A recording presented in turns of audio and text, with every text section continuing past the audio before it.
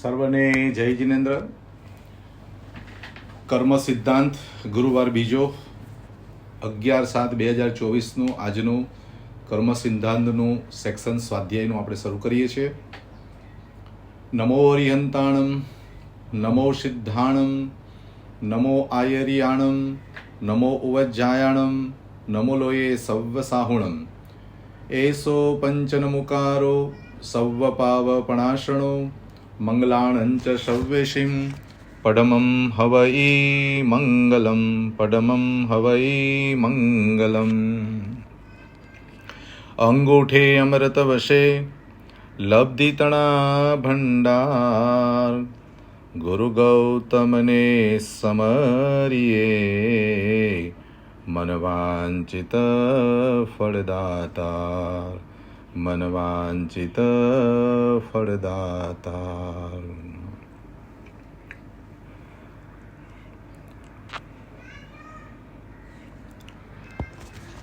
કર્મ સિદ્ધાંત પરમાત્મન મહાવીરે પોતાના ઉપદેશની અંદર વિશ્વના જીવોને યથાતથ્ય જેવું હતું તેવું સ્વરૂપ જગત સમક્ષ રજૂ કર્યું.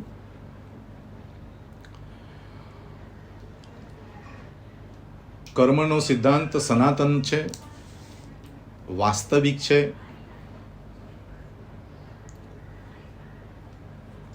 અને ન્યાય સંપન્ન છે.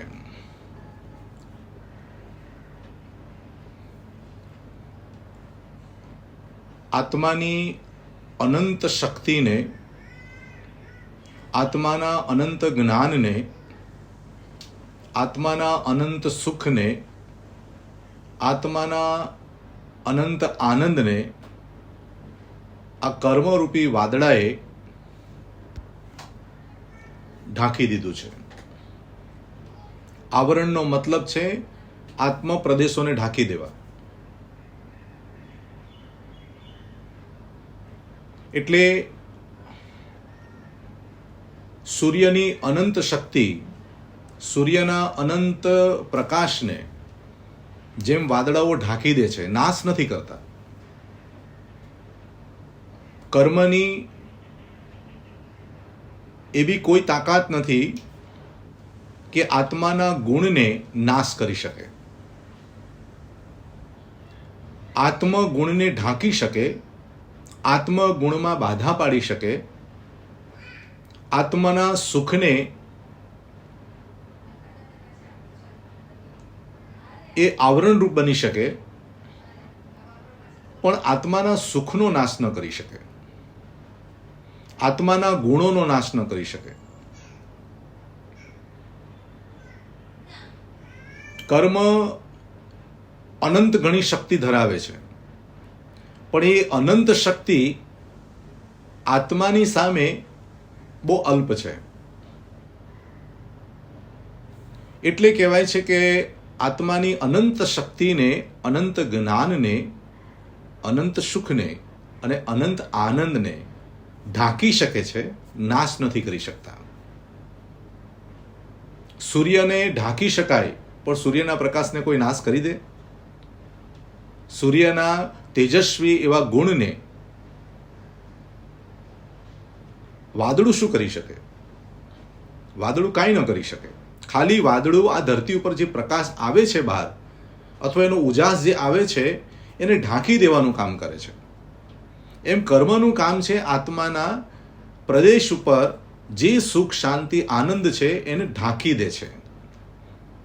આત્માને આત્માની અનુભૂતિ ન થવા દે, આત્માને આત્માનું સ્વરૂપ ન જાણવા દે, આત્માને આત્માનું સુખ અનુભૂતિ ન કરવા દે.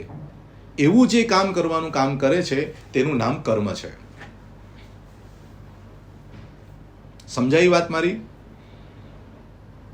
સૂર્યને ઢાંકવાનું કામ વાદળું કરી શકે, પણ સૂર્યના ગુણને નાશ કરવાનું કામ વાદળું ન કરી શકે. એમ આત્માના ગુણોને ઢાંકવાનું કામ કરી શકે, પણ આત્માના ગુણોને નાશ કરવાની શક્તિ કર્મ પાસે નથી. એટલે કોણ ચડ્યું? કર્મ ચડ્યા કે આત્મા? સૂર્ય મહાન કે વાદળું? સૂર્ય પ્રભાવશાળી કે વાદળું પ્રભાવશાળી? હવે વાદળું આવવાનું કારણ શું ખબર છે તમને? સૂર્ય ઉપર વાદળું આવવાનું કારણ શું છે? પવન. પવનના કારણે વાદળું ખેંચાઈને સૂર્યની આજુબાજુ આવી ગયું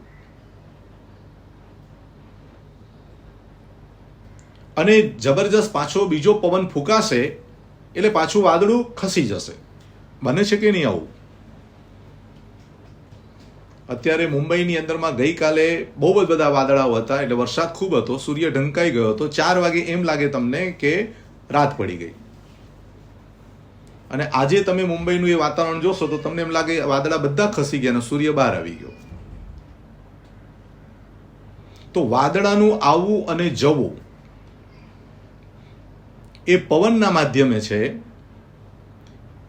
એમ આત્મા ઉપર કર્મ આવવું અને જવું એ મોહન્ય કર્મના કારણે છે. મોહનો ભાગ મુખ્ય છે. મોહરૂપી પવનથી કર્મના વાદળાઓ એટલે જ્ઞાનાવરણીય, દર્શનાવરણીય, વેદન્ય એવા 7 પ્રકારના અલગ અલગ વાદળાઓ આત્માના સૂર્યની આજુબાજુ આવી જાય છે.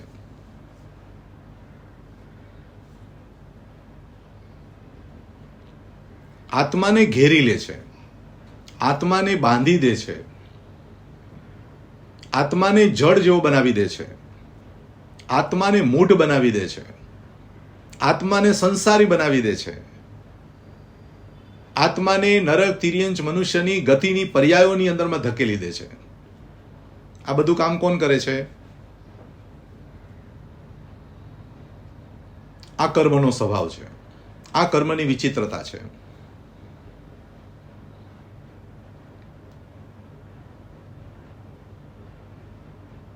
એટલે અજ્ઞાની લોકો કર્મનો વાંક કાઢે છે અને જ્ઞાની લોકો આત્માનો દોષ જોવે છે. અજ્ઞાની એમ કહે છે કર્મ મને દુખી કરે, અને જ્ઞાની કહે છે કર્મ મને દુખી ન કરે, કર્મ દુખી બનાવવા માટે નિમિત્ત બને છે. એટલે જ્ઞાનીઓ કર્મને નિમિત્ત રૂપે જોવે છે અને અજ્ઞાનીઓ ઉપાદાન રૂપે જોવે છે.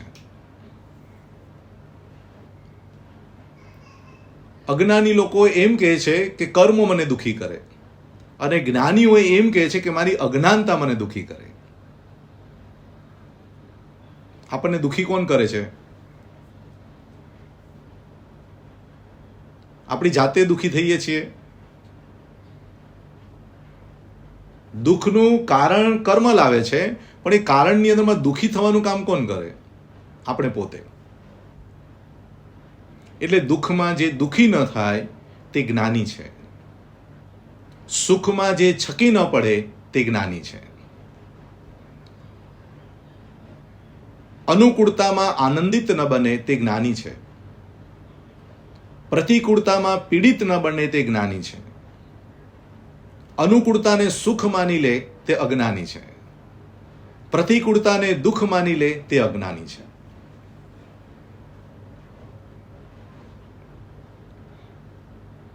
એટલે સુખ અને દુઃખનું કારણ આપણે કર્મને આપી દીધું છે, પણ પરમાત્મન ભગવાન મહાવીર કહે છે સુખ અને દુઃખનું કારણ તું પોતે છે.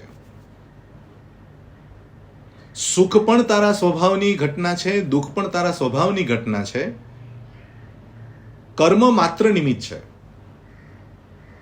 આ કર્મ સિદ્ધાંતનો આપણે જ્યારે પાઠ ભણીએ છીએ ત્યારે સૌથી પહેલો પાઠ ભણવાનો કે તમારામાં જો અજ્ઞાનતા હશે તો દુઃખ તમને પીડા આપશે, પણ તમારામાં જો જ્ઞાન હશે તો દુઃખ તમને કર્મ નિજરા કરાવશે. ભગવાન મહાવીરને આટલા બધા દુઃખો આવ્યા તો કર્મ બંધાવ્યા કે કર્મ છોડાવ્યા? ઋષભદેવ ભગવાનને 1 વર્ષ સુધી ગોચરી ન મળી તો કર્મ બંધનું કારણ બન્યું કે કર્મ નિજરાનું કારણ બન્યું? તો કર્મનો જે ઉદય છે એ સુખ રૂપે પણ આવે અને દુઃખ રૂપે પણ આવે, પ્રતિકૂળતા રૂપે પણ આવે અને અનુકૂળતા રૂપે પણ આવે. તમારી ઈચ્છા પ્રમાણે પણ આવે ને તમારી અનિચ્છા પ્રમાણે પણ આવે. તમારા ધાર્યા પ્રમાણે પણ બને ને તમારા ધાર્યા પ્રમાણે પણ ન બને. આ બધી જે ઘટનાઓ છે એ ઘટનામાં હું આત્મા છું. આ બધી જ પર્યાયો છે અને એ પર્યાયો મારી સામે આવે છે એ નીકળી જવા માટે આવે છે. એટલે જ્ઞાતા અને દ્રષ્ટા ભાવ જો રાખવામાં આવે તો કર્મનો ઉદય તમને મોક્ષની યાત્રા કરાવે. તો કર્મ સિદ્ધાંત એમ કહે છે કે અજ્ઞાનીઓને કર્મ નડે છે અને જ્ઞાનીઓને આ કર્મ નડતા નથી. હવે તમને ખબર હોય કે કાલે મારા ઘરે 10 મહેમાન આવવાના છે, બરાબર છે. 2 દિવસ કે 3 દિવસ પહેલા તમને ખબર પડી જાય કે મારા ત્યાં 10 મહેમાન આવવાના છે. તો 10 મહેમાન આવવાની છે એ તમને જાણ થઈ ગઈ. એ જાણ થઈ ગઈ એટલે જે દિવસે આવશે એ દિવસે તમને તકલીફ નહીં પડે, કારણ કે 10 દિવસ પહેલા જ તમારે હવે શું કરવું, શું લાવવું, એના માટે શું બનાવવું, માણસો પાસે કયું કામ લેવું, ટાઈમ પર આવે એના પહેલા જમવાનું કેવી રીતે વ્યવસ્થા કરી લેવી અને રહેવાની વ્યવસ્થા કરી, લઈ જવાની વ્યવસ્થા કરવી અને મૂકવા જવાની બધી વ્યવસ્થા 10 દિવસમાં તમે કરી લીધી અને પછી મહેમાન આવે તમને તકલીફ પડે. પણ અચાનક બેલ મારીને કે અમે 10 મહેમાન તમારા ઘરે આવ્યા છીએ, પછી શું થાય બોલો? અચાનક 10 મહેમાન આવી જાય અને તમારી મનસ્થિતિ કેટલી બધી મુશ્કેલમાં મુકાય કે હવે હું શું જમાડીશ, ક્યાં રાખીશ, શું કરીશ, બધી તમને અગવડતા ઊભી થઈ જાય. પણ 10 દિવસ પહેલા તમને ખબર પડી જાય કે 10 મહેમાન આવવાના છે તો તમને અગવડતા, દુઃખ કે તમારા મનની અંદરમાં બેચેની નહીં રહે, ટેન્શન નહીં રહે, ચિંતા નહીં રહે. એમ પરમાત્મા ભગવાન મહાવીર કહે છે કર્મના સિદ્ધાંતોને તમે જાણી લેશો અને પછી તમારી સામે કર્મો આવશે તો એ કર્મની અંદરમાં તમે સમતા ભાવ રાખી શકશો. જાણી લેવું તે જ્ઞાન છે, દ્રઢ બની જવું તે દર્શન છે અને એમાં આત્મભાવમાં ટકી રહેવું એ ચારિત્ર છે. અને જેટલું લાંબુ તમે ટકી રહો એનું નામ તપ છે. ફરીથી બોલું એટલે તમને વધારે સમજાશે. બહુ જ મહત્વની વાત છે આ. જાણી લેવું તે જ્ઞાન છે. દ્રઢતા રાખવી, દ્રઢતામાં કચાશ ન રાખવી, મજબૂતાઈ રાખવી તેનું નામ દર્શન છે. અને એ દ્રઢતામાં તમે ટકી રહો છો એટલે મતલબ તમે ટકો છો, સ્થિર થાવ છો, તેનું નામ ચારિત્ર છે. અને જેટલો સમય તમે ટકી રહો એનું નામ તપ છે. તમે આત્મભાવમાં 1 દિવસ ટક્યા તો 1 ઉપવાસ, 3 દિવસ ટક્યા તો 3 ઉપવાસ, 30 દિવસ સુધી તમે ટક્યા તો તમારી તપશ્ચર્યામાં તમે માંસખમણ કર્યું કહેવાય.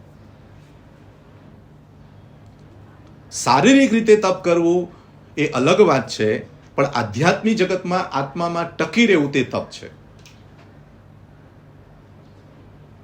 બોલો કયું તપ અઘરું લાગે તમને? ઉપવાસ કરવો સહેલો છે કે ધ્યાનમાં બેસવું સહેલું છે?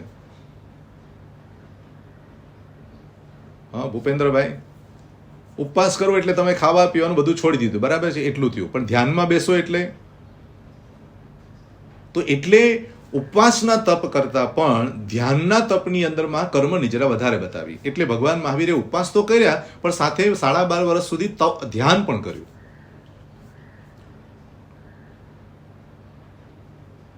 કર્મને હટાવવા માટે 3 પ્રકારની તપશ્ચર્યા બહુ જ મહત્વની છે.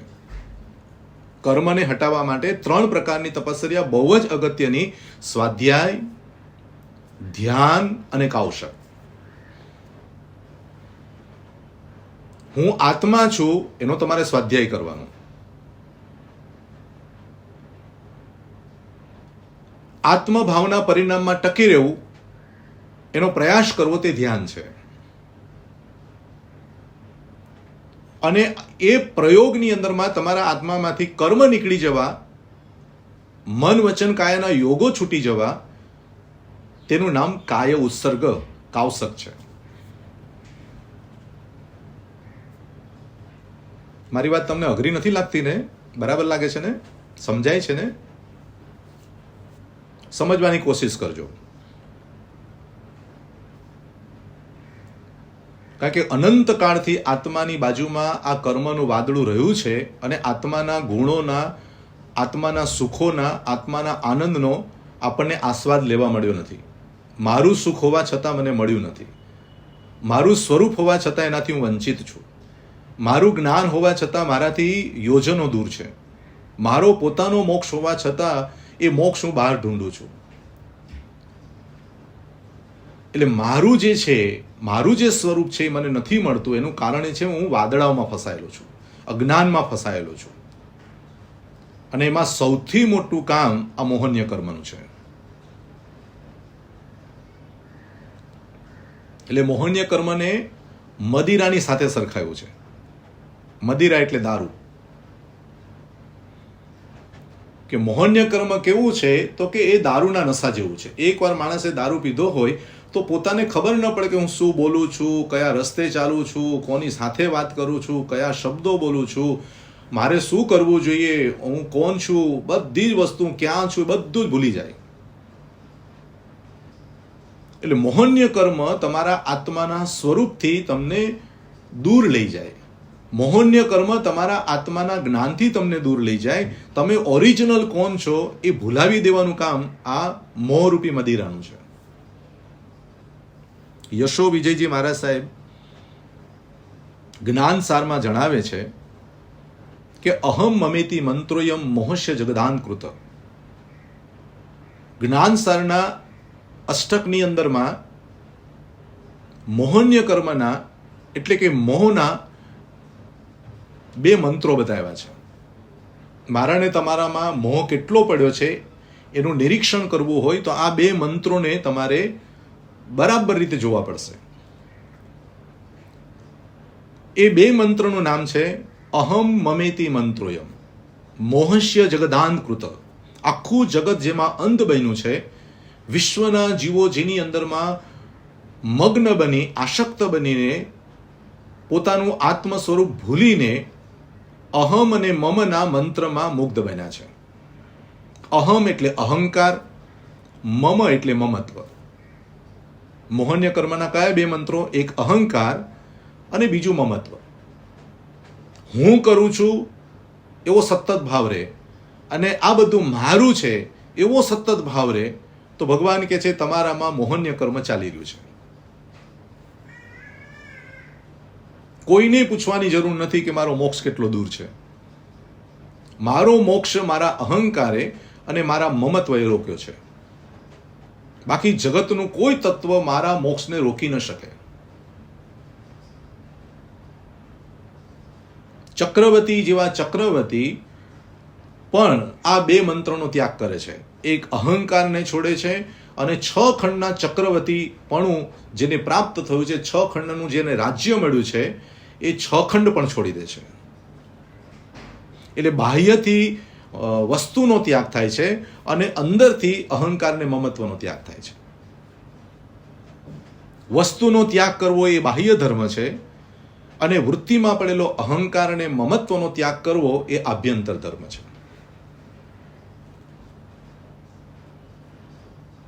એટલે આટલી વાત તમને સમજાય ગઈ કર્મ સિદ્ધાંતમાં કે 8 કર્મના વાદળાઓમાં સૌથી મોટું વાદળું મોહન્ય કર્મ છે.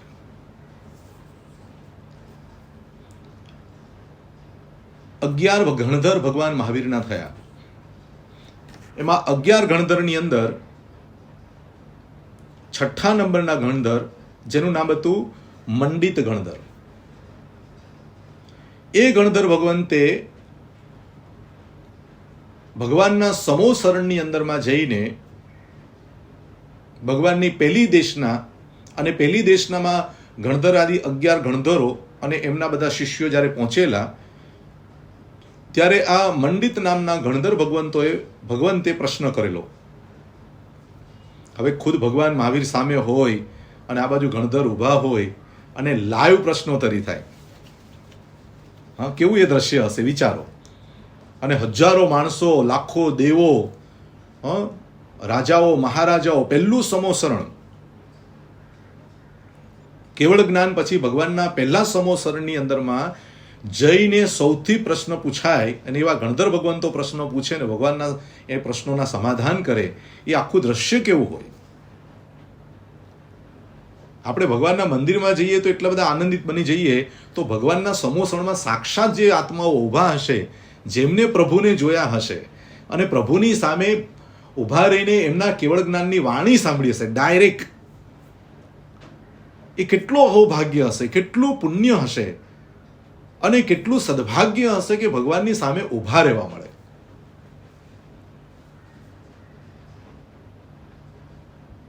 સ્તવનમાં પણ ગાયું છે ને કે હે ભગવાન, તું મને આવતો ભવ એવો આપજે કે મહાવિદ્ય ક્ષેત્રમાં જવાય અને મહાવિદ્ય ક્ષેત્રની અંદરમાં બિરાજમાન તીર્થંકર ભગવાનની વાણી સાંભળું અને મને વૈરાગ્ય ભાવ પ્રગટ થાય.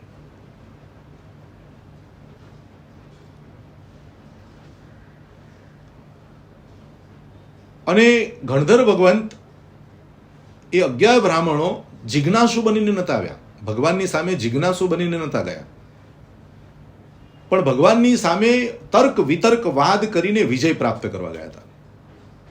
મોક્ષ લેવા નતા ગયા, મારા રાગ અને દ્વેષ ઓછા થઈ જાય એવા લક્ષ્ય નતા ગયા, પણ એને માત્ર એ જ હતું કે અમે પ્રભુ મહાવીરને એના કરતાં અમે વિશેષ છે, અમારું પાંડિત્ય વિશેષ છે, અમારું બુદ્ધિ વિશેષ છે, અમારું જ્ઞાન વિશેષ છે, અમારું માન વિશેષ છે, એ બતાવવા માટે ગયા હતા.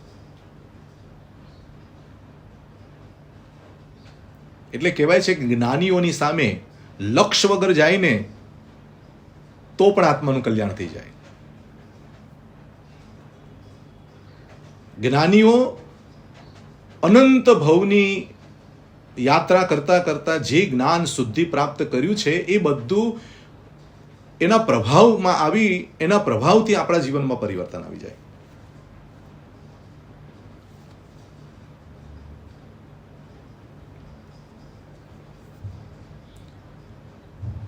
એ ગણધર ભગવંતે પ્રશ્ન પૂછ્યો કે હે પ્રભુ, આત્માને કર્મ બંધ થાય છે અને એ આત્મા કર્મબંધથી મુક્ત થઈને મોક્ષ મેળવી શકે? કેવો સવાલ કર્યો કે હે ભગવાન, કર્મ બંધ આત્માને થાય છે અને એ કર્મમાંથી મુક્ત થઈ અને મોક્ષને પ્રાપ્ત કરી શકે?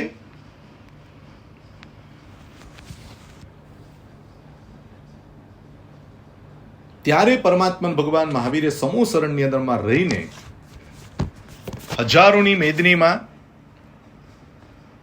ભગવાને જવાબ આપ્યો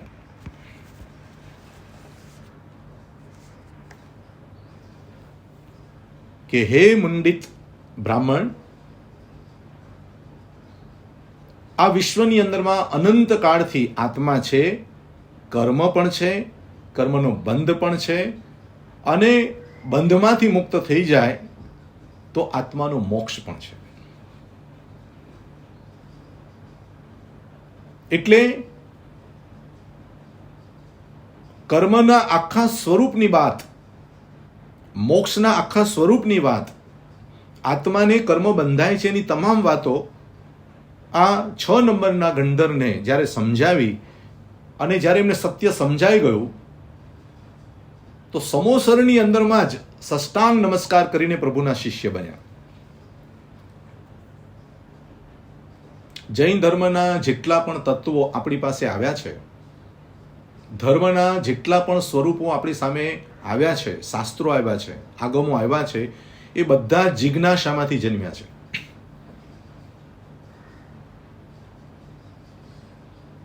જૈન કોને કહેવાય કે જે જિજ્ઞાસુ હોય, જે જાણકાર હોય, જે જાગ્રત હોય, જે કર્મની સામે ઝઝૂમતો હોય અને જે આત્મ ઉપર જય પ્રાપ્ત કરવા માટેની મથામણ કરતો હોય તેનું નામ જૈન. આપણે બધા જૈન છીએ ને? હા, આપણે બધા જ જૈન છીએ. એટલે કોઈ કુળથી જૈન હોય, કોઈ જ્ઞાનથી જૈન હોય.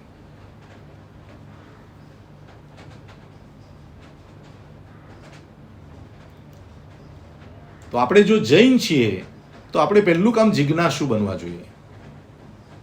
જિજ્ઞાસુ એટલે જાણવાની વૃત્તિ જેનામાં પડી છે. કંઈક ને કંઈક ભગવાને કહેલી વાતના તત્વોને બરાબર જાણવા માટેના જેના પ્રયત્નો ચાલે છે. મારે જાણવું છે કે ભગવાને શું કહ્યું છે, મારે સમજવું છે ભગવાને શું કહ્યું છે, એવી જેને સતત ખેવના ચાલતી હોય તેને જૈન કહેવાય. અને જાણ્યા પછી એ વ્યક્તિ જાગૃત બને કે મને ક્યાંક કર્મ બંધાતા નથી ને, ક્યાંક હું પાપ તો નથી બાંધી દેતો ને, નથી તો મારામાં કોઈ એવી અવળાઈ ને, એવું વિચારીને સતત એ જાગતો હોય. અને કર્મના ઉદયની સામે જે ઝઝૂમતો હોય, એટલે કે યુદ્ધ કરતો હોય.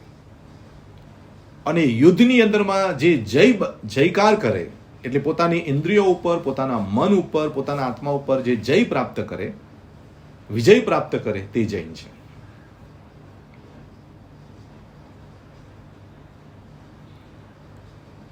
એટલે ભગવાન મહાવીરનું સૂત્ર છે કે જીવને દુઃખ આપવાનું કામ, અગવડ આપવાનું કામ, એક ગતિમાંથી બીજી ગતિમાં લઈ જવાનું કામ, એક ભવમાંથી બીજા ભવમાં લઈ જવાનું કામ, એક દેહમાંથી બીજા દેહમાં લઈ જવાનું કામ, એક ક્ષેત્રમાંથી બીજા ક્ષેત્રમાં લઈ જવાનું કામ, એક વ્યક્તિની સાથે જોડીને બીજી વ્યક્તિ સાથે જોડવાનું કામ, આ બધું જ કામ કર્મ સિદ્ધાંત પ્રમાણે થાય છે, કર્મો પ્રમાણે થાય છે.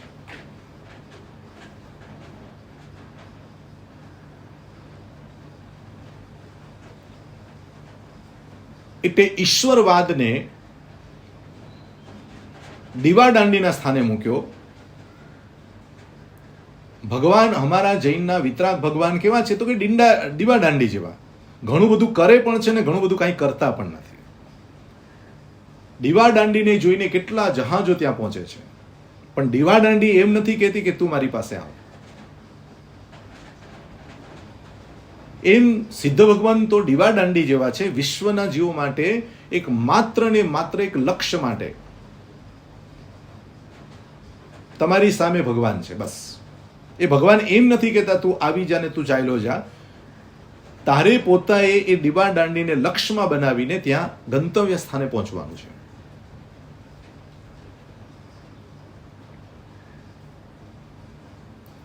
તો કર્મ સિદ્ધાંતના આજના બીજા સેક્શનમાં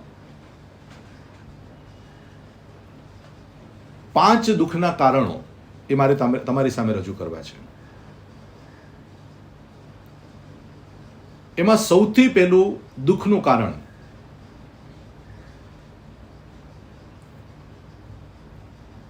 જાવંતી વિદ્યા પુરીષા સવ્વે તે દુઃખ સંભવા.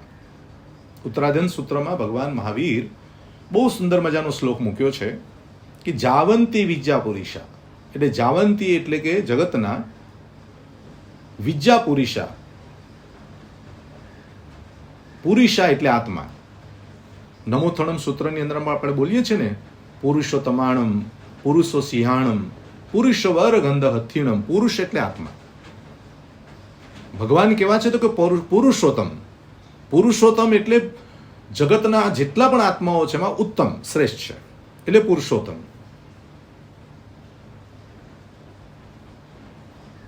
પુરુષ એટલે કોઈ સ્ત્રી અને પુરુષના સંબંધની વાત અહીંયા નથી.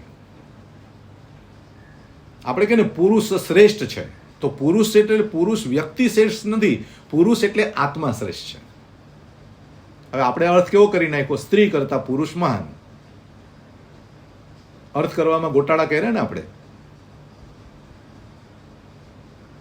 આપણો સમાજ એટલે પુરુષ પ્રધાન સમાજ. તો ભગવાન મહાવીરે શું કીધું, પુરુષ એટલે આત્મા. જે આત્મા જાગૃત બની ગયો છે પ્રધાન છે. સ્ત્રીના આકારથી કે પુરુષના આકારથી મહાવીરે ગણતરી નથી કરી, એ તો બધી પર્યાય છે. સ્ત્રી પણ એક પર્યાય છે, પુરુષ પણ એક પર્યાય છે, પણ મૂળ તો આત્મા છે. એટલે શબ્દ લગાડ્યો જાવંતી વિજા પુરીષા. પુરીષા એટલે આત્મા. અજ્ઞાનતાના કારણે સવ્વે દુઃખ સંભવા. દુનિયાના જેટલા પણ દુઃખો છે એ બધા જ અજ્ઞાનતાના કારણે લાગે છે. દુઃખ નાનું પણ હોતું નથી, દુઃખ મોટું પણ નથી હોતું. જેવી તમારી અજ્ઞાનતા એવા પ્રકારનું દુઃખ.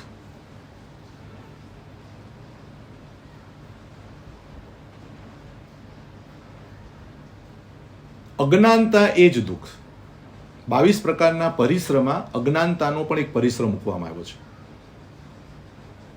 જે આપણને પરિશ્રમ રૂપ લાગતો નથી. ગરમી પરિશ્રમ લાગે, ઠંડી લાગે, ખાવાનું ન મળે તો પરિસર લાગે, રોગ આવે તો પરિસર લાગે, કોઈ કડવા શબ્દો કે તો આપણને પરિસર જેવું લાગે, આપણને કોઈ અનુકૂળતા આપે તો પરિસર જેવું, પ્રતિકૂળતા આપે તો પરિસર જેવું લાગે. પણ મારામાં અજ્ઞાન પડ્યું છે એ ક્યારેય દુઃખરૂપ લાગતું નથી. કે હું શરીર નથી, હું આત્મા છું. મારું સમ્યક દર્શન સ્પષ્ટ કરવા માટેની મારામાં જે અજ્ઞાનતા પડી છે એ અજ્ઞાનતા ભારરૂપ લાગતી જ નથી. એટલે ભગવાન મહાવીરે જાવંતી વિદ્યાપુરીષા, જગતની અંદરમાં સૌથી મોટું દુઃખ તમને જો હોય તમારી લાઈફમાં કે મારી લાઈફમાં કે સંસારની લાઈફમાં તો અજ્ઞાનતા છે.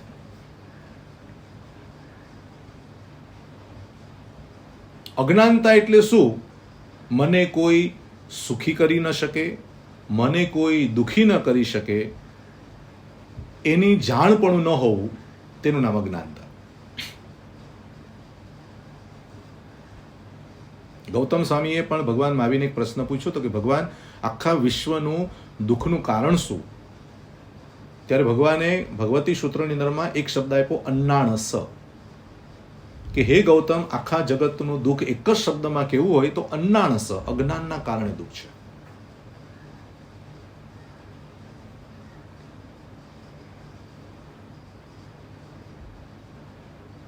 જેમ જેમ તમારી પાસે સંપત્તિ વધતી જાય એમ એમ તમારી ગરીબી દૂર થતી જાય.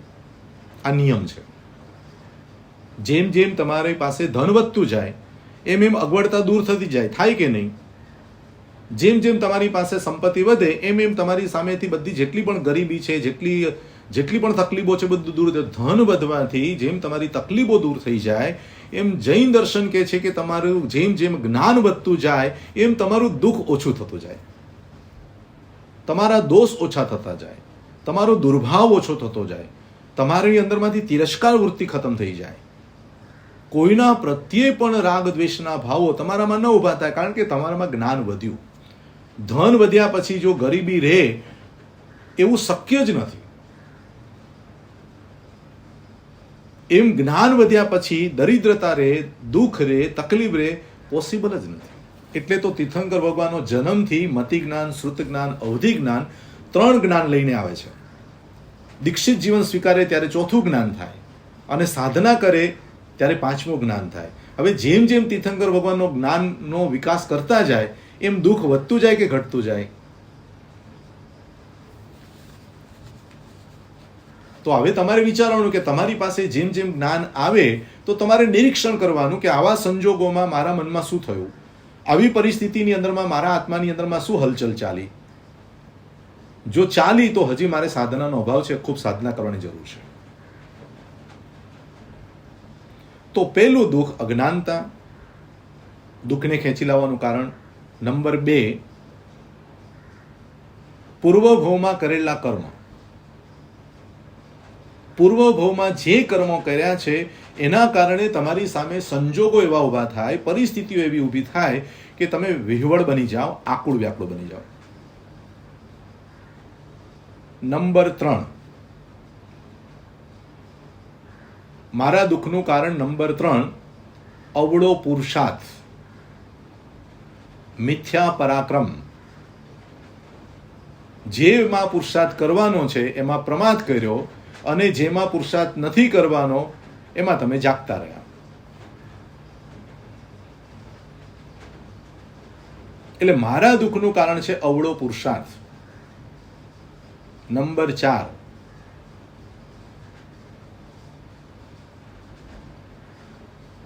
સમ્યક દ્રષ્ટિનો અભાવ.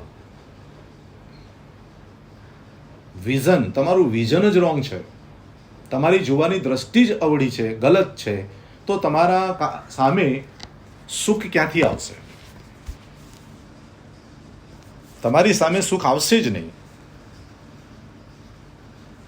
તો તમારા દુઃખનું કારણ 4થા નંબરમાં વિઝનનો અભાવ, એટલે સમ્યક દ્રષ્ટિનો અભાવ.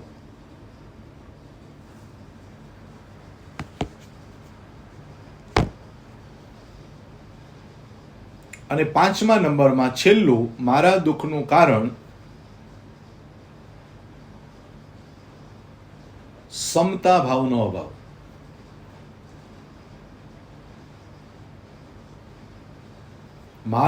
મારો જે ગુણ છે આત્માનો, સમત્વ ભાવ, ક્ષમા ભાવ, શાંતિ ભાવ, ઉપશાંત ભાવ, આ બધા ભાવોનો અભાવના કારણે કર્મના ઉદય વખતે મને દુઃખ થાય છે.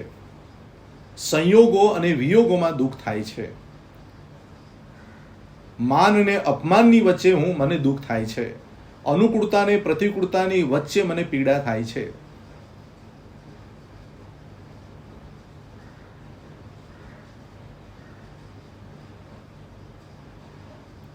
એટલે આજનો કર્મ સિદ્ધાંતનો બીજા વિભાગમાં હું તમને કહીશ કે દુઃખ મુક્ત થવું હોય તો પહેલા અજ્ઞાનથી મુક્ત થાવ.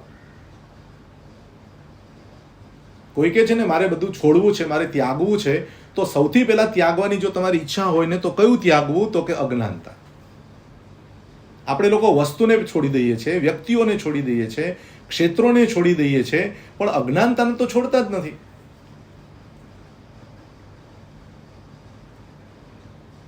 હું શરીર નથી, હું આત્મા છું, એવું જ્ઞાન તો થવું જોઈએ કે નહીં?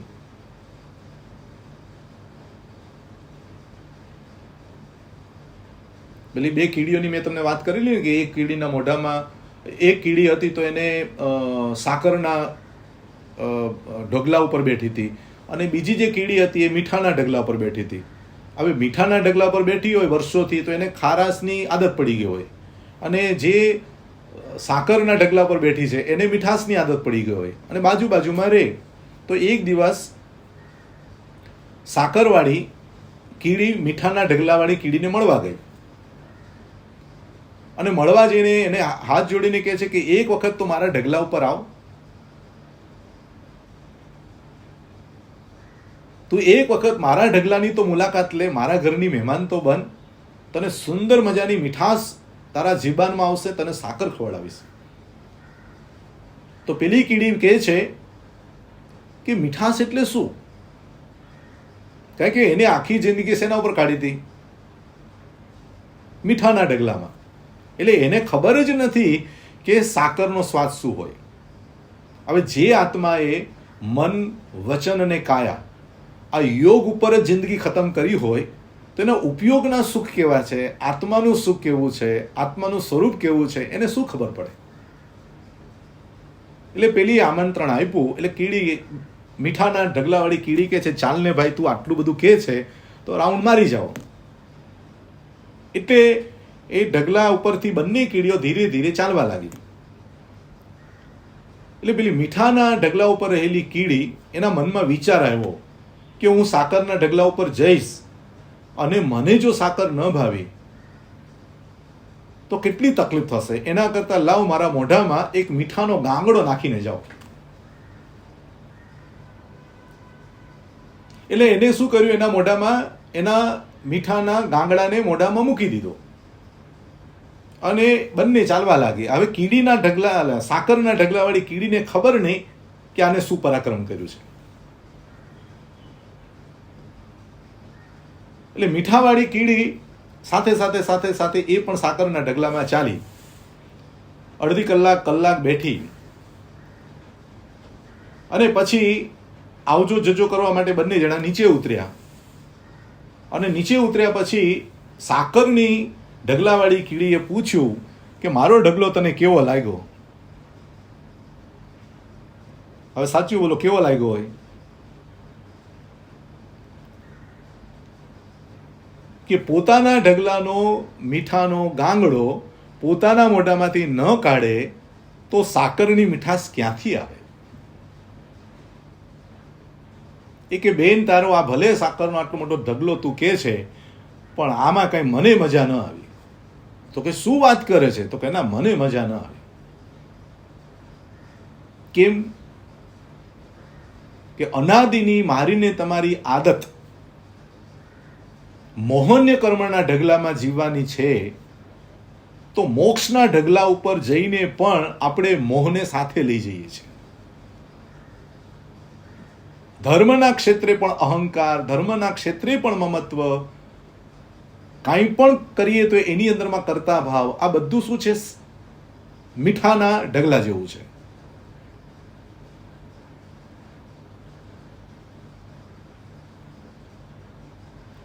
તો હવે આગળ આપણે વિચારીએ આ કર્મ સિદ્ધાંતમાં કે જે મોહન્ય કર્મ છે એ મોહન્ય કર્મમાં જીવ 3 પ્રકારની અવસ્થાવાળો હોય છે. મોહન્યમાં પણ 3 પ્રકારની એક અવસ્થાઓ બતાવી છે. એમાં પહેલી અવસ્થા છે મિથ્યાત્વ મોહન્ય, બીજી અવસ્થા છે મિશ્ર મોહન્ય, ત્રીજી અવસ્થા છે સમ્યક મોહન્ય. હવે મોહન્યમાં પણ 3 પ્રકાર એ રીતના પાડ્યા, કારણ કે અંધકાળમાં પણ ફરક હોય, મીઠાશમાં પણ ફરક હોય, કડવાશમાં પણ ફરક હોય. એમ મોહન્ય કર્મની અંદરમાં પણ આવા અવસ્થાના ભેદો પાડ્યા છે. તીવ્ર મોહ હોય ત્યારે આખી અલગ વસ્તુ હોય, પછી મંદ થાય, મંદતર થાય, એવા અલગ અલગ પ્રકારો બતાવ્યા હોય. એમાં સમ્યક દર્શન પ્રાપ્ત કરવાની અવસ્થાનું પહેલું જે ચરણ છે એમાં મિથ્યાત્વ મોહન્ય, અશુદ્ધ પાણી. અશુદ્ધ પાણી એટલે એટલું ડોળું પાણી કે તમે વિચારી ન શકો, આર પાર કાંઈ દેખાય જ નહીં, એટલું ડોળું પાણી. એટલે આત્માની સંપૂર્ણ અશુદ્ધતા, આત્મા સંપૂર્ણ રીતે મલિન. એવી અવસ્થામાં જે જીવે છે જીવો, તેને મિથ્યાત્વ મોહન્ય કહેવાય. મોહન્ય પણ ખરું અને પાછું મિથ્યાત્વ ખરું, એટલે ડબલ જાતનો કચરો આત્માની અંદરમાં ભેગો થાય. એટલે આત્માનું દૂર દૂર સુધી પણ દેખાવું મુશ્કેલ થઈ જાય. એના પછી નીચી કક્ષા આવી, થોડીક સારી કક્ષા આવી, મિશ્ર મોહન્ય, એટલે કે થોડુંક શુદ્ધ પાણી છે અને થોડુંક અશુદ્ધ પાણી છે. થોડાક પાણીની અંદરમાં શુદ્ધતા આવી છે અને થોડાક પાણીના અશુદ્ધતા આવી છે. એટલે થોડોક સંસાર પણ ગમે છે, થોડોક ધર્મ પણ ગમે છે, થોડો આત્મા પણ ગમે છે, થોડો શરીર પણ ગમે છે, થોડીક આરાધનાઓ કરવી પણ ગમે છે, થોડીક વિરાધનાના રસ્તે જવું પણ ગમે છે. આ બંને જાતના પરિણામવાળા જે જીવો છે એને મિશ્ર મોહન્ય કર્મનો ઉદય કહેવાય. અને ત્રીજા નંબરની અંદરમાં સમ્યક્ત્વ મોહન્ય, ચોખ્ખું પાણી,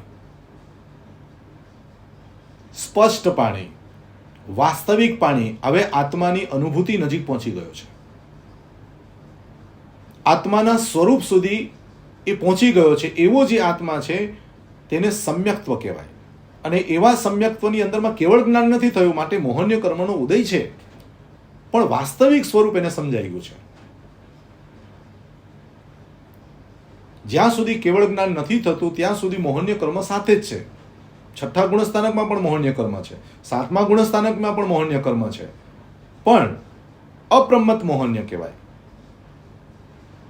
એવી રીતે અહીંયા આગળ સમ્યક્ત્વ મોહન્ય, આત્માનું સ્વરૂપ સમજાઈ ગયા પછી પણ અંદર મોહન્ય કર્મ છે.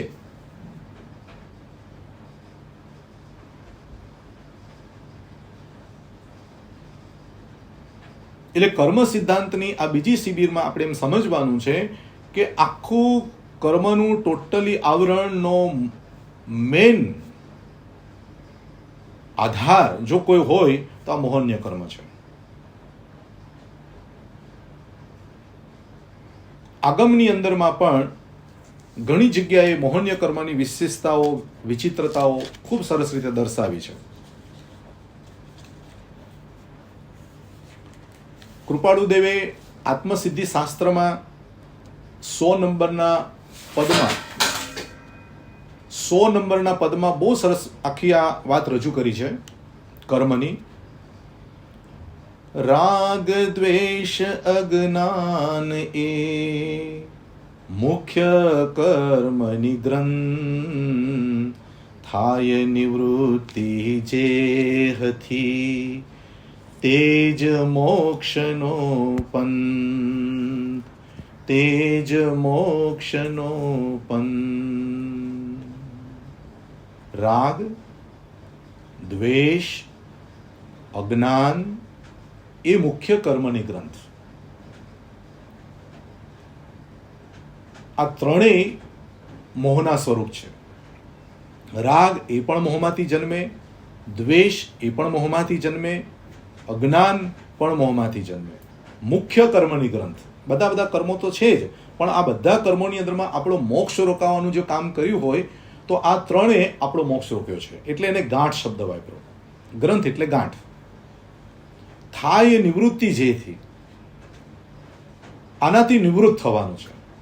રાગથી નિવૃત્ત થવાનું, દ્વેષથી નિવૃત્ત થવાનું, અજ્ઞાનથી નિવૃત્ત થવાનું. ઘણા લોકો એમ કે મને 65 વર્ષ થઈ ગયા, હવે 70 વર્ષ થઈ ગયા, હવે હું નિવૃત્ત થઈ ગયો. બોલો ભૂપેન્દ્રભાઈ, આપણે નિવૃત્ત થઈ ગયા ને? હા, કાંઈ કામ ન કરવું એટલે નિવૃત્ત થઈ જવું, એ જગતનો વ્યવહાર છે. આધ્યાત્મિકતાનો વ્યવહાર છે. રાગ અને દ્વેષ અને અજ્ઞાનથી તમે નીકળી ગયા તો તમે નિવૃત્ત થઈ ગયા.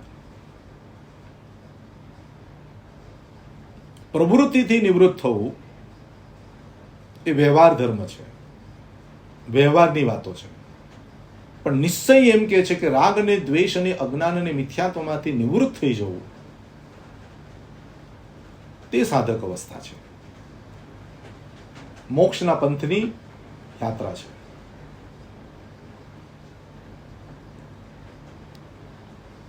અને કે છે થાય નિવૃત્ત જેહથી, તે જ મોક્ષનો પંથ. મોક્ષનો જે પંથ છે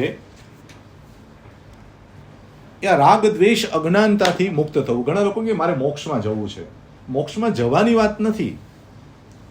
ભગવાન મહાવીર કહે છે મોક્ષ તારો જ છે ને તારી પાસે જ છે. મોક્ષમાં જવા માટે કઈ વાત નથી કરી, પણ મોક્ષને પામવાની વાત કરી છે.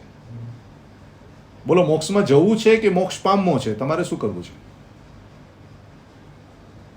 પહેલા મોક્ષ પમાય છે અને પછી મોક્ષમાં જવાય છે. હા ભારતીબેન, આપણે શું કરીએ છીએ? મોક્ષમાં લઈ જજે ભગવાન, તું મને મોક્ષમાં લઈ જજે. પણ ભગવાન કે હું લઈ જાઉં, પણ મોક્ષ તારી પાસે છે તો તું જો. તું રાગ હટાવી દે, તું વિતરાગ બની જઈશ. તું અજ્ઞાન હટાવી દે, તને કેવું જ્ઞાન થશે? એટલે મોક્ષમાં જવાની વાત વ્યવહાર છે અને મોક્ષ પામવાની વાત એ નિશ્ચય છે. અને મોક્ષ તમે ક્યાંય પણ પામી શકો છો. એવું જરૂરી નથી કે હું ત્યાં જાઉં તો મને મોક્ષ મળે ને અહીં જાઉં તો મને મોક્ષ ન મળે. મોક્ષ પામવાની ચીજ છે. હું તમને પૂછું કે મુંબઈમાં છો તો તમને હવા મળે, બરાબર છે? દુબઈમાં છો તો હવા મળે? તો કે મળે. લંડનમાં જાઓ તો હવા મળે? મળે. અમેરિકામાં જાઓ તો હવા મળે? મળે. હા, એટલે તમે અહીંયા રહો તો તમને હવા મળે એવું નહીં. તમે વિશ્વમાં ક્યાંય પણ હો, 14 રાજલોકમાં ક્યાંય પણ હો તો તમને હવા મળે ને તમે જીવી શકો. જીવી શકાય કે નહીં? તો હવા વિશ્વવ્યાપી છે, એમ મોક્ષ પણ ભગવાન કહે છે કે વિશ્વવ્યાપી છે. તમે જ્યાં ઊભા રહો ત્યાં જઈ શકો. તમે મહાવિદ્ય ક્ષેત્રમાંથી પણ જઈ શકો, ભરત ક્ષેત્રમાંથી પણ જઈ શકો. કોઈ જ તકલીફ નથી. અઢી દીપના કોઈ પણ ક્ષેત્રમાંથી તમે મોક્ષ પ્રાપ્ત કરી શકો છો. એટલે મોક્ષ પામવો છે, મોક્ષમાં જવાની ઉતાવળ નથી કરવાની. કારણ કે પામી જશો પછી પહોંચી જશો. એટલે રાગ અને દ્વેષ અને અજ્ઞાનતા એમાંથી મુક્ત થવું એ મોક્ષનો પંથ છે, એ મોક્ષનો માર્ગ છે. બાકી તો આ જીવને કર્મ ચારેય ગતિની અંદરમાં ફેરવે છે. કર્મનું કામ છે તમને ચારેય ગતિની અંદરમાં ફેરવવું. એક ગતિમાંથી બીજી ગતિમાં લઈ જવાનું કામ આ કર્મ કરે છે. એટલે શ્લોકની અંદરમાં બતાવ્યું, આગમની અંદરમાં બતાવ્યું, અહપચ્છા અવિજંતી કમ્માનાણ ફલાકડા એવમ મસાસી અપ્પાણમ નચ્ચા કમ્મ વિવાગયમ. ભગવાન કહે છે જ્ઞાન અથવા અજ્ઞાન રૂપ ફળ આપનારા મારા કરેલા એ કર્મોના અબધા કાળ પૂરો થતા ઉદયમાં આવે છે. આ રીતે કર્મના વિપાકને જાણીને પોતાના આત્માને આશ્વાસન આપે. કેટલું સરસ સુંદર વાક્ય ભગવાને અહીંયા મૂક્યું છે. તમે તમારી જાતને આશ્વાસન આપો.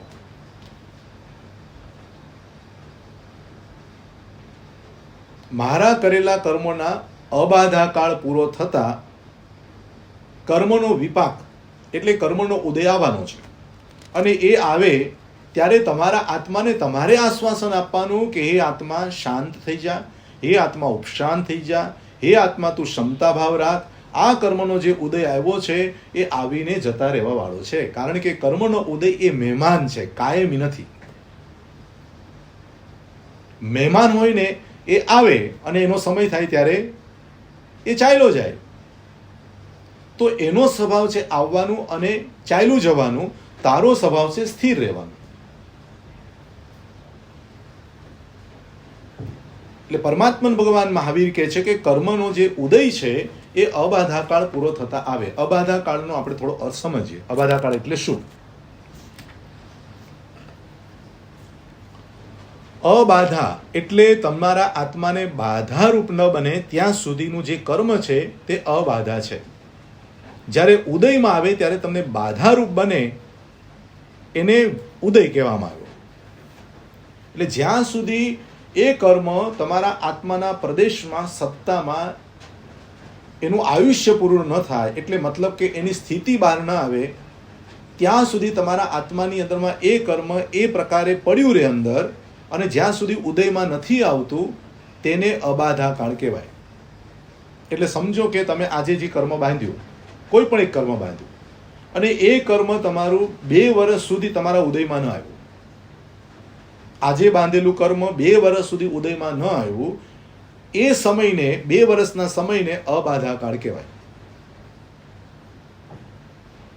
અને જ્યારે ઉદયમાં આવે ત્યારે એ કર્મ બહાર નીકળ્યું પોતાની સ્થિતિને છોડીને, ત્યારે તેને ઉદય કહેવાય. ઉદય થાય ત્યારે એને ફળ આપે.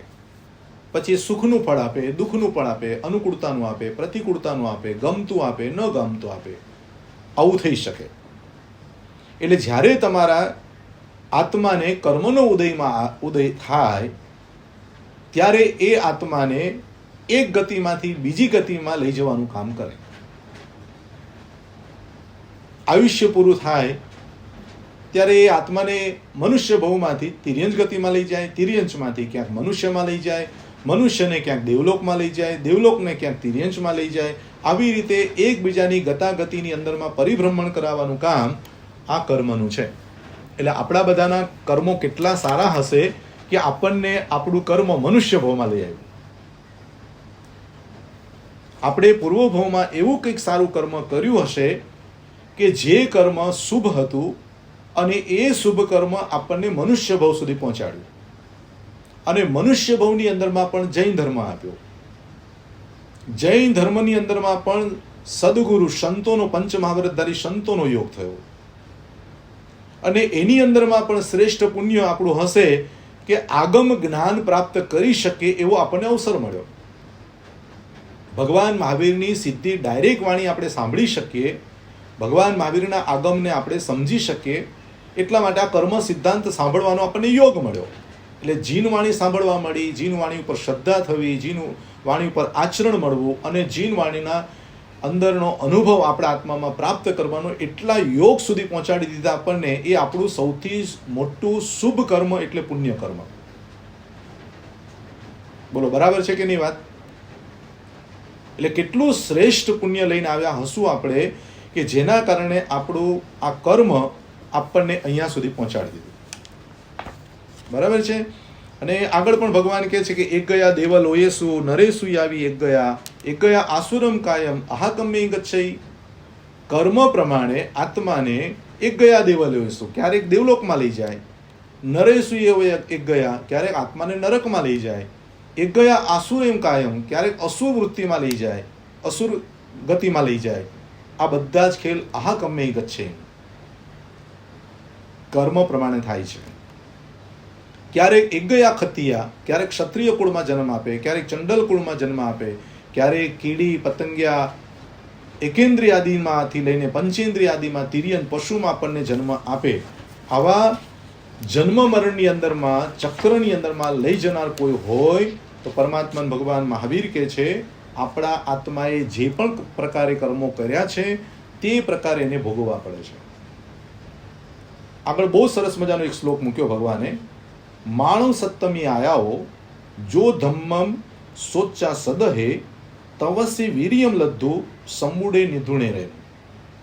આ શ્લોકની અંદરમાં ભગવાન એ વાત કહેવા માંગે છે કે જે જીવ માનવ જન્મને પ્રાપ્ત કરીને ધર્મનું યથાર્થ શ્રવણ કરીને, જો અહીંયા ધર્મની વાત મૂકતા કહે છે ધર્મનું યથાર્થ, જેવું છે તેવું, ભેળસેળ્યું નહીં, ધર્મનું જેવું છે તેવું સાંભળવા મળવું અને ધર્મ પર દ્રઢતા શ્રદ્ધા રાખીને એ પ્રમાણે સંયમને ગ્રહણ કરે છે, એટલે કે તે પ્રકારે આચરણ કરે છે, એવા સમૃદ્ધ આશ્રવ રહિત નિષ્પાપ તપસ્વી આત્મા પોતાના ચીર સંચિત કરેલા કર્મમળને ધોઈ નાખે છે, છિન્ન ભિન્ન કરી નાખે છે, અર્થાત એનાથી અલગ થઈ જાય છે અને કર્મરજનો નાશ કરે છે.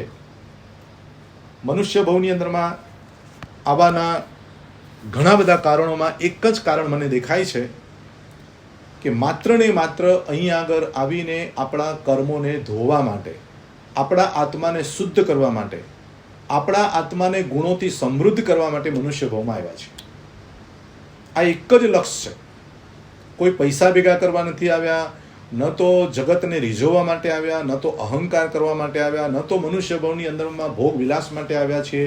અહીંયા ભગવાન કહે છે માણુસ તમે આયા હો, તમે મનુષ્ય ભાવમાં જે આવ્યા છો તો હવે જો ધમ્મમ સોચા સદય, ધર્મના યથાર્થ સ્વરૂપને, ધર્મના વાસ્તવિક સ્વરૂપને, ધર્મના તત્વ સ્વરૂપને, ધર્મના યથાર્થ જ્ઞાનને જો તમે પ્રાપ્ત કરશો તો તપસ્વી વીર્યમ લદ્ધુ, તપશ્ચર્યા દ્વારા અને સંયમ દ્વારા, તપશ્ચર્યા દ્વારા અથવા તો ચારિત્ર દ્વારા, જ્ઞાન દર્શન ચારિત્ર દ્વારા સંબુડે નિધુણે રયમ, તમે તમારા આત્મા ઉપર રહેલા મળને એટલે અશુદ્ધિને તમે ખતમ કરી નાખશો, નાશ કરી નાખશો. એટલે આપણું લક્ષ્ય છે મનુષ્ય ભવમાં આવીને કર્મ નિજરા કરવાનું. અને કર્મ નિજરા એટલે શું? તો કે આત્માને શુદ્ધ બનાવો. આપણી વ્યવહાર ભાષા એમ કે છે કપડાં ધોયા. હવે કપડાં ધોયા કે મેલ ધોયો? કપડાં તો ચોખ્ખા જ હતા, પણ ઉપર જે મેલ હતો એને આપણે ધોયો. કોના દ્વારા? તો કે પાણી દ્વારા, સાબુ દ્વારા અને મારા પુરુષાર્થ દ્વારા. તો સાબુ હતો, પાણી હતો ને પુરુષાર્થ હતો. એકલો સાબુ નાખો તો પણ ન ચાલે, એકલું પાણી નાખો તો પણ ન ચાલે, સાબુને પાણી નાખ્યા પછી પણ તમે એને મહેનત ન કરો તો પણ ન ચાલે. એમને કંઈ ચોખ્ખા થાય? તો 3 પ્રક્રિયા છે. કપડું ચોખ્ખું કરવા માટે તમારે પાણીની પણ આવશ્યકતા છે, સાબુની પણ આવશ્યકતા છે અને તમારી મહેનતની પણ આવશ્યકતા છે. આ 3 વસ્તુ ભેગું થાય, પુરુષાર્થ એ ભેગો થાય ત્યારે તમારું કપડું ચોખ્ખું થાય. બરાબર છે આ વાત? હા. તો જિનેશ્વર ભગવાનની વાણી રૂપી પાણી જોઈશે, જોઈશે કે નહીં? હા. આરાધના રૂપી સાબુ જોઈશે અને તમારા મનનો પુરુષાર્થ, મનની મક્કમતાનો, મન વચન કાયાનો યોગનો પુરુષાર્થ પણ જોઈશે. એટલે 3 ભેગા થાય તો આત્માની શુદ્ધિ વિશુદ્ધિ થાય. આત્માને તમે શુદ્ધ કરી શકો. કારણ કે રાગ અને દ્વેષ અને અજ્ઞાનથી આત્માનું કપડું આપણે મેલું કર્યું છે. અને મેલું કરેલું કપડું ધોવા માટે ભગવાન અહીંયા કહે છે કે તારે તપ કરવો પડશે, તારે જપ કરવો પડશે, તારે આરાધના કરવી પડશે, તારે આત્મલક્ષ્ય કેળવવું પડશે, વારંવાર તમારા આત્માને જાગૃત રાખવો પડશે અને અપ્રમત્ત ભાવોમાં સતત તમારે રહેવું પડશે અને તમારે જીનવાણીનું શ્રવણ સતત કરતા જ રહેવું પડશે. તત્વના વિચારણાઓ, તત્વનું નિરીક્ષણ તમારે સતત કરતું જ રહેવું પડશે અને એ કરતા રહેવાથી તમારા આત્મરૂપી કપડું એ ચોખ્ખું બનશે, શુદ્ધ બનશે અને એ કપડું તમારા આત્માની શોભાની અભિવૃદ્ધિ કરશે. એટલે આવા જે પણ કર્મો કર્યા છે એ બધા જ કર્મોને ક્ષય કરવા માટે આપણે મનુષ્ય ભાવમાં આવ્યા છીએ. કર્મને સમજવા માટે આપણે આવ્યા છીએ. કર્મના સ્વરૂપને સમજ્યા પછી એને દૂર કરવાનો પ્રયત્ન કરવા માટે આવ્યા છીએ અને એ પ્રયત્નમાં આપણે સફળ બનશું તો મોક્ષમાં જવાની જરૂર નહીં પડે. મોક્ષની અનુભૂતિ આપણે અહીંયા જ કરી શકીશું. આત્મા એ જ પરમાત્મા છે. ભગવાન મહાવીરે કીધું આત્માનું જે સ્વરૂપ છે એ જ પરમાત્મા સ્વરૂપ છે અને એ પરમાત્મા સ્વરૂપને પ્રાપ્ત કરવા માટે આપણે આ કર્મ સિદ્ધાંતનો વિષય લીધો છે કે અંધારું દૂર કરવું છે તો અજવાળું પ્રગટાવવું પડશે અને અજવાળું પ્રગટશે તો અંધારું દૂર થશે. તો કર્મરૂપી અંધારાને નાશ કરવા માટે, જ્ઞાનરૂપી અજવાળું પ્રાપ્ત કરવા માટે આપણે આ કર્મ સિદ્ધાંતનો દર ગુરુવારનો ક્લાસ રાખ્યો છે અને એની અંદરમાં લગભગ 35થી 40 આત્માઓ જોડાયા છે અલગ અલગ જગ્યાઓ ઉપરથી. અને એમાં તમારી સમક્ષ એના અલગ અલગ રૂપો, અલગ અલગ સ્વરૂપો, અલગ અલગ દ્રષ્ટિકોણથી, અલગ અલગ શાસ્ત્રના શ્લોક દ્વારા તમારી સામે આ કર્મનું સ્વરૂપ હું રજૂ કરીશ. છેલ્લો શ્લોક આપણે લઈ લઈએ અને પછી ક્લાસને આપણે વિરામ આપીશું. બહુ જ મહત્વનો આ શ્લોક છે, ભગવાન મહાવીરની ગાથા છે. સંસારમાં વન પરસ અઠ્ઠા સહારણમ જંચ કરે ઈ કમ્મમ કમ્મ સતે તસ્ય ઉવ ઈ કાલે ન બંધવા બંધવયમ ઉવંતી. એનો અર્થ છે સંસારમાં આવેલ પ્રાણી પોતાના માટે કે અન્ય માટે કે બંનેને માટે કર્મ કરે છે અને એ કર્મનો ફળ ભોગવવાના સમયે બંધુજન આદિ કોઈ ભાગીદાર થતા નથી. આપણે જે કર્મો કરીએ છીએ, જેના માટે કરીએ છીએ, આપણા માટે કરતા હોય, પરિવાર માટે કરતા હોય, જગતના જીવો માટે કરતા હોય, પણ જે પણ કર્મ કરીએ છીએ એ કર્મનું ફળ જ્યારે ઉદયમાં આવે, કર્મ બાંધવામાં બધા જ સાથે હોઈએ, પણ કર્મ ભોગવાનો વખત આવે, કર્મનો ફળ ભોગવાનો વખત આવે ત્યારે તમારા સ્વજનો, તમારા મિત્રો, તમારા સગાવાલા કોઈ તમારા એ કર્મના ઉદયના ભાગીદાર બનતા નથી. એટલે ભગવાન કહે છે ન બંધવા બંધમ વયમ ઉવંતી. તમારા કર્મના ઉદય વખતે કોઈ તમને બચાવતી શકતું નથી. એ ટાઈમે તમને તમારું જ્ઞાન બચાવે. જ્ઞાન જ તમારો બંધુ છે, હા, જ્ઞાન જ તમારો સ્વજન છે, જ્ઞાન જ તમારો મિત્ર છે અને જ્ઞાન જ તમારો સખા છે.